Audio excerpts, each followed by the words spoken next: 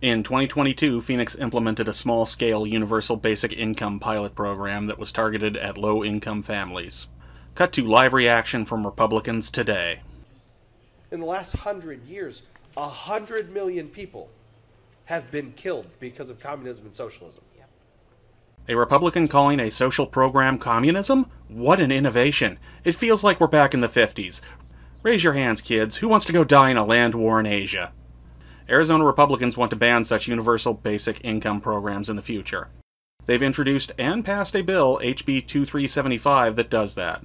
So let's let the sponsor, Representative Lupe Diaz, kick everything off by explaining his opposition to universal basic income. The city of Phoenix went ahead and gave, they selected 1,000 families, gave $1,000 to these 1,000 families at lottery. There was no requirement to work, no exchange of services or product, none of that.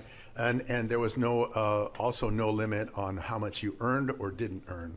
And so when that came down, this is just not the way that we do it here in America or in Arizona. Well, we've already hit a lie. Yes, there was a lottery to enter the program, but to qualify you had to meet certain qualifications.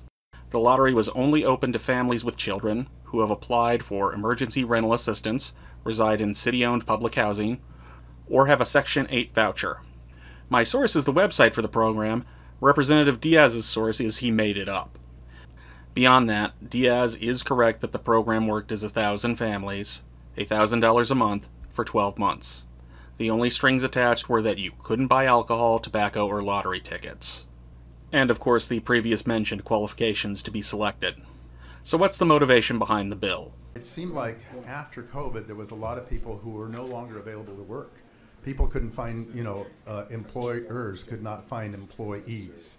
They were just not willing to work after COVID. It's one of those things. Employers are upset that they can't find enough employees who will work for low wages. To remedy this, Republicans are trying to slash the social safety net to make people more desperate and willing to work at lower wages.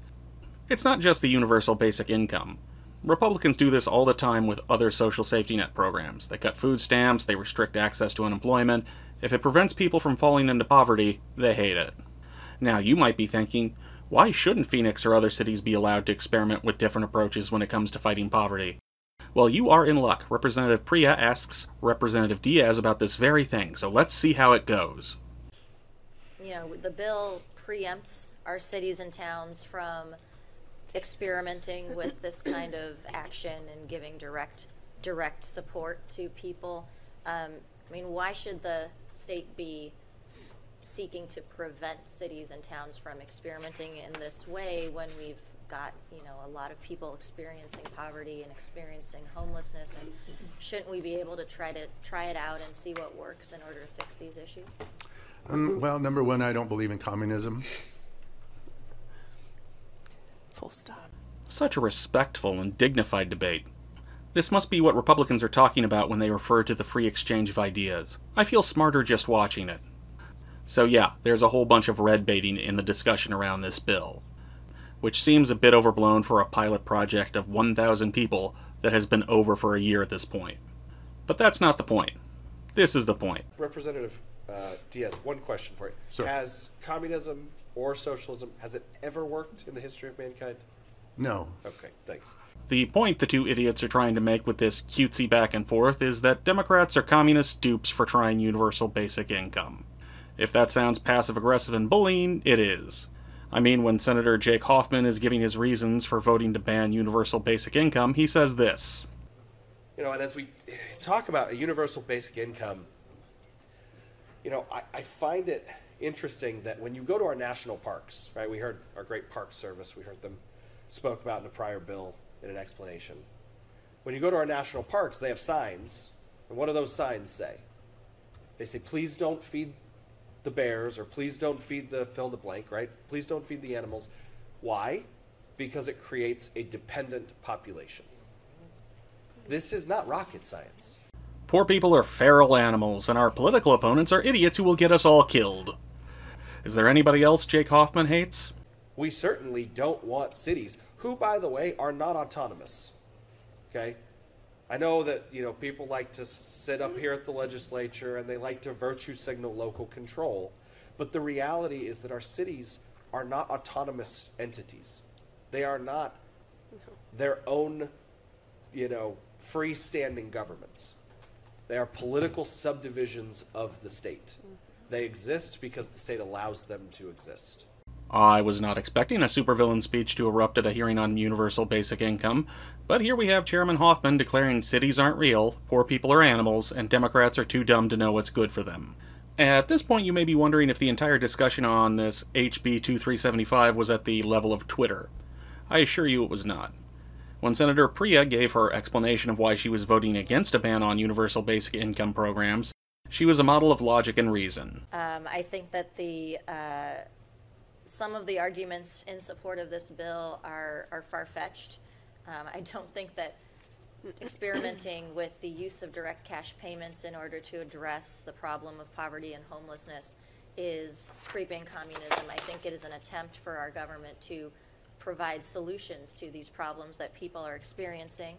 I don't think that it disincentivizes work. I think we have plenty of things in our society that incentivizes work, and what we are talking about is providing a basic level of support that could help somebody get themselves into a position to be able to start working and making ends meet and achieving the kind of success that we all do incentivize in our society.